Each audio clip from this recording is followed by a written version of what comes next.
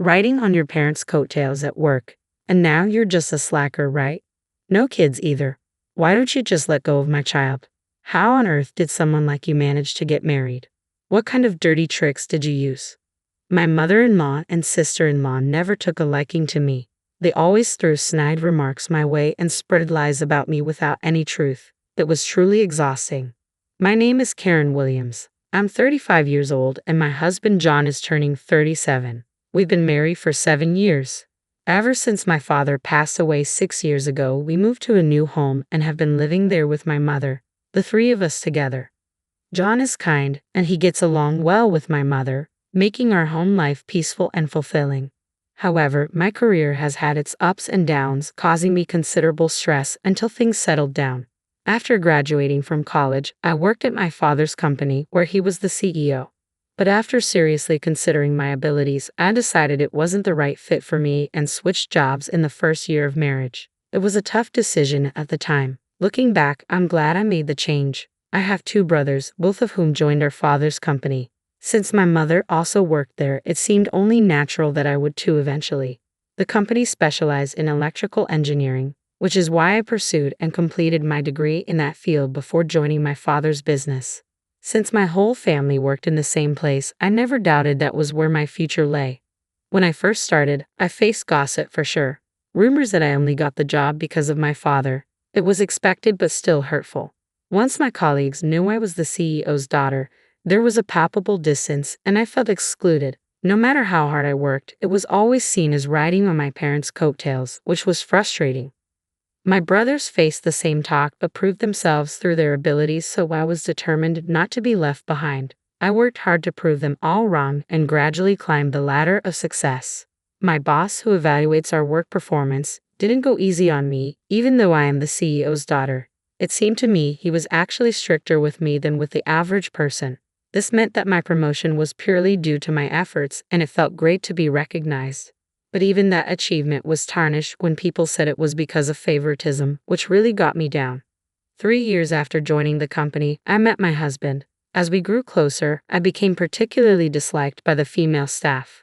He worked for a firm that did business with my father's company and was well liked for his competence and personality.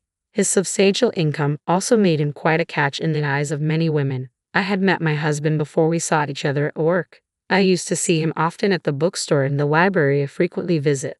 Since we bumped into each other so much, we got to the point where we'd occasionally chat. We were both surprised when we ended up meeting at work. Our shared love of reading quickly led to a relationship, but this sparked jealousy among my coworkers, leading to gossip. During our relationship, I met my husband's family, but my mother-in-law and sister-in-law disliked me. They'd often make snide remarks when my husband and father-in-law weren't around. They believed I had it easy with a job thanks to my father, and that it must be nice living without hardships. They thought I coasted through life on my parents' successes, enjoying a high salary because of them. However, my father would never hire someone without the skills, even if it was his own child. He's a family man and kind-hearted, but business is business with him. At work, he was strict and never mixed business with personal matters. My father doesn't play favorites just because I'm his child. If I didn't have the skills, I wouldn't have been hired. Certainly, I respect my father's capabilities as a CEO, and I hate those who belittle his judgment unreasonably. But when I voice this, my mother-in-law just won't have it. My sister-in-law, too, takes jabs at me for supposedly riding on coattails, and she seems to resent the close relationship I have with my husband. How on earth did someone as plain as you get married? What tricks did you pull off? My sister-in-law seems to have an even bigger problem with me because her relationships never last long, and here I am happily married to my husband. My sister-in-law dresses impeccably in what looks like high-end fashion and turns heads, but her sharp personality seems to lead to short-lived romances. I later found out that my sister-in-law went to the same college as my brother, and she had once confessed her feelings to him but was turned down. During a family gathering, they recognized each other. When I inquired about my sister-in-law with my brother, who seemed to know her, he told me this story. From my point of view as his sister, my brother, whom I could boast about, is earnest, hardworking, and good at showing consideration for others, plus he's into fashion, so I guess that's why he was pretty popular with the ladies. Knowing that such a man was my brother, my sister-in-law seemed to take out her frustration from being rejected by him, becoming harsher in her attitude. So, I made it a point to keep my distance when it was just my mother-in-law and sister-in-law. Moreover, when I would go to my in-laws' place and have tea, it tasted off, as if something had been added. It wasn't apparent by looking at it, but it seemed like my mother-in-law was deliberately serving me unpleasant food as a form of harassment. I thought it might be my imagination, but when I saw her smirking maliciously and ridiculing me when I pointed it out, saying I couldn't appreciate the taste, I knew it was intentional. Both of them were always sour or mean when they saw me putting on a friendly face in front of others. So, I've learned to navigate around them to avoid their snide remarks. With the food served at my in-laws, I politely eat as little as possible to avoid being rude. And if you ask whether I lived happily after marrying my husband, I'd say not quite. Even though my relationship with my husband was good, getting married meant facing more gossip at work. The back talk at work got worse than when we were dating, and with the ongoing harassment and sarcasm from my mother-in-law and sister-in-law, I gradually lost my spirit. I found my work rewarding, but the environment was so toxic it made me wonder if this was okay. I found myself contemplating my future more and more. During this time, my father passed away, and my brother became the CEO, which led to me being gossiped about as the CEO's sister. Already shocked by my father's death, my spirit was completely broken. I felt I could no longer work at the company, yet I had always imagined I would work at my father's company. I hadn't thought about what kind of job I might want to do now. Years of being subjected to gossip and sarcastic comments had eroded my self-esteem, and I found myself crying at the drop of a hat, confused by my unconscious tears and not even understanding what I was sad about. I was truly at a loss. Seeing me like this, my mother and husband were really concerned and took great care of me. Supported by these two, I slowly began to recover and even consulted my mother about the future. I've been thinking about trying a different job, but I don't really have any special skills. Is there anything I can do? I said it out in a disheartened voice. Then, to my surprise, my mother said, "Karen, you've always loved reading and writing stories, haven't you? I think you'd be suited for a job that involves writing."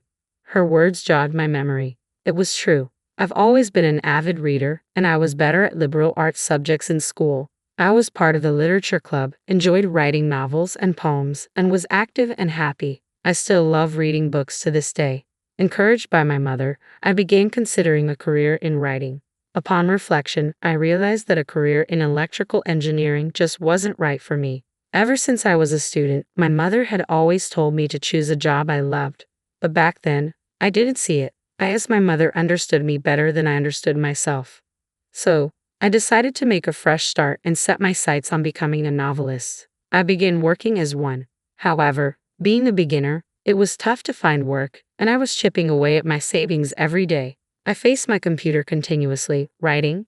Back in the day, I was driven by the desire to prove others wrong, but now I'm working hard for myself, and despite the challenges, I find it more enjoyable. I spend more hours than I did when I was employed at a company, dedicating most of my day to crafting stories. Gradually, my income increased, and by the second year, I was making about as much as an average office worker's salary, though it was less than what I used to earn. In the fourth year, one of my novels won an award and even got published. This allowed me to sign a contract with a publishing house, securing a stable flow of work. By the fifth year, thanks to a hit novel, I was earning more than my husband, who has a pretty hefty salary. From then on, my work was getting adapted into comics and dramas, keeping me busy but ensuring a steady income. It's been tough getting here, but working as a novelist, I feel that my previous jobs weren't a good fit for me. But as much as being a novelist suits me, I wouldn't have gotten this far on my own. I owe a lot to the support of my mother and husband. As for my mother-in-law and sister-in-law, when they heard I became a novelist, they just assumed I wouldn't make it and started making snide remarks, suggesting I was leeching off my husband. After my father-in-law passed, their comments seemed to get even worse. Since I write almost at home, they've taken to calling me a nerd. And because our home is in a high-rise luxury condo, their jealousy makes their remarks even nastier. You're just lazing around at home, living off your husband's earnings, aren't you? Must be nice. Life's easy when you don't have to work for it. They assume my husband is the one who bought our condo and covers all our living expenses. They're convinced I don't contribute financially, especially since I switched careers to become a novelist. However, the condo was actually inherited from my father, so my husband has nothing to do with it. Plus, the building has great amenities, so I hardly need to go out, which only strengthens their misconception that I'm a nerd. But I split the living costs with my husband, and even though I've explained this, they still believe that my husband is paying for everything. So they continue to make their comments behind his back, and I just bear it, although it's definitely stressful. They also make rude comments about how I haven't given birth to a child. This started when I turned 30, and it's just so tiresome. Now that I'm 35 and still not expecting, I'm starting to get worried myself. I was made to feel uncomfortable by these two people, and despite explaining work matters to them repeatedly, they wouldn't listen and would just insult me. So, I slyly sought advice from my mother and husband. When I was working at the company, I didn't consult anyone until I reached my breaking point. Learning from that, I decided to talk to them early on. But aside from my mother, since the two are part of my husband's family and act like decent people in front of him, I made sure to convey things to him in the gentlest terms possible. You don't have to deal with those two. I'll handle any meetings or communications with them. He knew about the period when I was emotionally unstable due to the backbiting, and out of concern, he tried to ensure I wouldn't have to see them more than necessary. Thanks to him, the occasions of being subjected to their snide remarks lessened, but there were still times when their malice got to me and brought me down. However, the thought that I have allies in my mother and husband quickly helps me bounce back. As for not being able to have children, my mother, who had me at an older age, assured me there was no need to rush. It's just not the right time yet. I had you later in my life, so there's no reason to worry. Do you think so? All right, I won't stress about it too much, and I'll just wait patiently, talking with my mother. Considering my current workload and the negativity from those two, I thought I couldn't afford to have children now. Even though I felt rushed, I decided not to worry about it as much as possible. I still got snide remarks from the two of them, but my mental state was more stable than when I was working at the company. The house my father left us was well designed and well located, so I lived peacefully with my mother and husband and felt happy. Plus, with the gym equipment and workspace in the shared facilities, I could exercise and take breaks during work, which helped me get by smoothly. However, one day, my mother, who had been working energetically, suddenly collapsed and passed away from a stroke. She had gone to work as usual that day, and I had sent her off with a smile. She had no chronic illnesses, and I thought she would live much longer, so I was stunned when I found out. By the time I got to the hospital, my mother had already passed away. I stared at her, who looked as if she had just fallen asleep, with disbelief. It didn't seem real, but as I arranged for her funeral, my feelings finally settled down, and I quietly cried. I can't believe she's gone so suddenly. She was fine just this morning. My husband, knowing how lively my mother was in the morning, cried with disbelief. He had a close and long relationship with her, so he was mourning as well. While we were sad, we prepared for the wake and funeral, and manned the reception. Seeing acquaintances come by and mourn, I realized how loved my mother was and felt consoled. My mother-in-law and sister-in-law came, and perhaps because they were with my husband, they acted somberly. But when my husband was busy with other people, they whispered to me, "With your mother gone, it's going to be tough from here on out. Since we're family, we don't need condolence money, right? Don't worry, I won't give a dime to someone who's just a gold digger."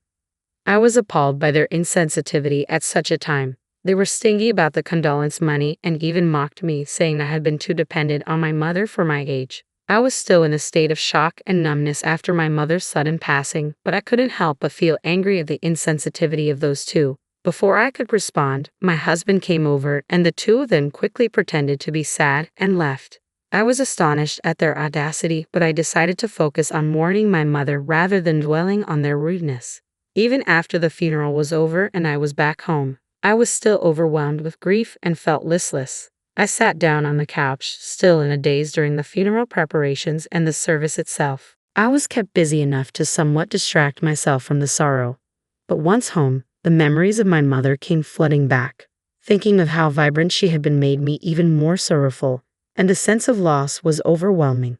My eyes and nose were sore from all the crying, but being back home made me realize just how recently she was still alive. Despite thinking I had cried all my tears at the funeral, I found myself tearing up again. I was deep in my grief, but a rational part of my mind knew that I couldn't afford to stay this way. I had a lot of manuscripts to write by a deadline, and with the funeral and everything, I had already made arrangements with the publishing house. I knew I couldn't take advantage of their understanding any longer. My mother supported my career, so in her honor, I tried to calm my grief and resolved to get back to normal starting tomorrow. While I was doing this, I got a call from the front desk saying there was someone at the door claiming to know me. My husband inquired further and found out it was my mother-in-law and sister-in-law. I wondered what they could want since we had just seen each other at the funeral. I didn't feel like seeing them, but in hopes of a distraction from my sadness, I washed my face and decided to go down with my husband. As we descended to the first floor entrance, puzzled by their visit, we were greeted before we could even speak. They said with a smile, "We're going to be living in your house from today, so show us around, please. And since this is our home now, you, a stranger, need to leave right away." We were stunned by their words, unable to comprehend as we stood there agape. They demanded we hurry up and show them around the house. I didn't understand what was happening, but to get to the bottom of things, my husband suggested we head to a nearby store to talk it out. He was worried about showing them around the house right away. Rather than that, they insisted, "Hurry up and show us around the house. It's ours from today on." "Yes, hurry up," they both complained, apparently unsatisfied with the idea of discussing the matter anywhere but the house. The commotion began to attract the attention of other residents at the entrance, who started to wonder what was going on. "Let's not cause a scene first. Please explain why you suddenly decided to live here." My husband explained that we couldn't just give them the house because my mother's estate hadn't been settled yet. Somehow, my husband managed to persuade them to go to a nearby diner. After ordering drinks, we listened to their story, and the sheer absurdity of it all made my previous sorrow vanish in an instant. "That house belongs to John, doesn't it? Your mother was paying for it, but now that she's gone, rather than supporting a nerd, we might as well live there together. You should divorce that nerd you're supporting and come live with us," they said confidently, claiming it was a good idea. My husband was bewildered by their absurd claims, which they made as if they were the most natural thing in the world. It seemed he was getting angry, especially with the insults hurled at me, but he calmly started to clear up their misunderstanding. "First off, that condo is Karen's, inherited from her father, not mine, and Karen's not unemployed, she has a job," my husband explained. I clarified that I was the owner of the condo, which was part of my father's legacy, and that I was working as a best-selling novelist. However, they wouldn't accept it. "A novelist? That's hardly a stable income. There's no need to defend her just because she's your wife, right? Defending her like that, are you brainwashed or something? You better divorce her quickly," they insisted, dismissing my achievements as lies. Being ridiculed about my mother and the work I've poured my heart into, I was truly getting steamed. I'd been patient until now, but decided it was high time to speak up. Just as I was about to open my mouth, my husband, who'd been irritably explaining to the two unlistening people, lost his cool before I did and burst out in anger. "Enough already. Stop talking nonsense. Don't you ever mock Karen," my husband exclaimed, shocking both of them. "We've explained it time and again. How many times do I need to say it for you to get it? Karen isn't half-heartedly pursuing her writing career," my husband continued. With my husband's outbursts, it seemed they finally began to realize that everything we had been explaining was the truth, and confusion set in. "Okay, I get it. We're sorry. Let's live together then. I've already told my friends I'm moving into the high-rise condo. It's going to be embarrassing if I don't, so let us move in," they said, still without sincere regret or apology. My husband, growing even angrier, declared, "There's no way we're living with you two. Just go back home." He seemed more disappointed than I was that his own family would suggest such a thing, and his rejection of them was even stronger. Panicked by his words, they began pleading with my husband to let them stay. "We're in a bind here. We've already sold our family home and have nowhere to live." It turned out they had sold their house without telling us, assuming they could move into ours. They were already arranging to move and hadn't even looked for another place, making wild claims out of desperation. "So it's okay for you if your family is left high and dry. Just let us stay with you." I quit my job thinking I was going to live in the condo, my sister-in-law exclaimed. Their faces turned pale as they desperately implored my husband to let them stay in our house. It seems my sister-in-law had quit her job, fully intent on leeching off my husband herself, despite constantly mocking me for being a nerd. It was just plain rude, family or not, to show up unannounced like that. From the barrage of complaints to my husband, it was obvious they pegged me as the villain, imagining themselves as the heroes saving my husband from me. They thought it'd be a great idea to show up out of the blue, convince my husband to kick me out, and then move in together, assuming he'd be thrilled about it. We'll take care of everything at home, so it's all good, right? We'd like to get a little something for doing the chores, if that's okay. They had the nerve to ask for an allowance, claiming they'd do the housework. I was utterly taken aback by their shameless attitude. I was angry at them, sure, but more than that, I began to think getting mad at them was just a waste of energy. My husband started getting even angrier with their audacious behavior. If you're going to sell the family home, why wouldn't you say a word to me about it? It's your doing, so if there's no house, that's not my problem, my husband flat out refused. When they realized they couldn't persuade him, they had the gall to ask me to do it. Hey Karen, could you please talk John into letting us stay? We won't tell you to leave, and it's fine if you live with us if things stay as they are. We're out of options. Please convince him, they pleaded. After all the ridicule toward me, what arrogance they had. It's my house and my name, yet they act so high and mighty. I've always detested the idea. But if I ever lived with them, I'd surely be tormented. Before I could sarcastically refuse, my husband burst out again, exploding with anger. Enough is enough. After all the crap you've given Karen, you've got some nerve. Just stop asking for a share of the home sale money and go back where you came from. I don't even want to see you two anymore, he declared, disowning them outright. Despite their persistent attempts to cling to my husband, we ignored them, settled the bill, and promptly left the restaurant. They still shamelessly showed up at our upscale condo from time to time, unrepentant. After I explained the situation to the building manager, they warned those two that if they kept making a racket, the cops would be called and sent them away. But they still lurked around the front door, badgering my husband to let them move in or to give them financial help. When my husband finally got fed up and threatened to call the police, they stopped coming around. Looks like he was serious about cutting ties. He even went through with the legal steps to disarm them. But then they started sending our phones plenty of messages, emails begging to live with us and asking for money. The constant harassment got so bad that I immediately blocked their numbers. Turns out their family home was too old and inconveniently located to sell for much, and they were counting on my husband without any savings of their own. So they ended up selling what they could and moved into a cheap, rundown apartment. Finding a job was tough, so they're scraping by with multiple part-time gigs, living a busy life. As for me, well, the good news of a pregnancy came through once the relentless messages stopped. I had been worried about not being able to have kids, so this was real joy. With this happy news of pregnancy, I finally felt a glimmer of hope after a long time. I'm determined to be the kind of mother my child can always feel safe with, just like my mother. And while looking forward to the arrival of my baby, I continue to dedicate myself to my work.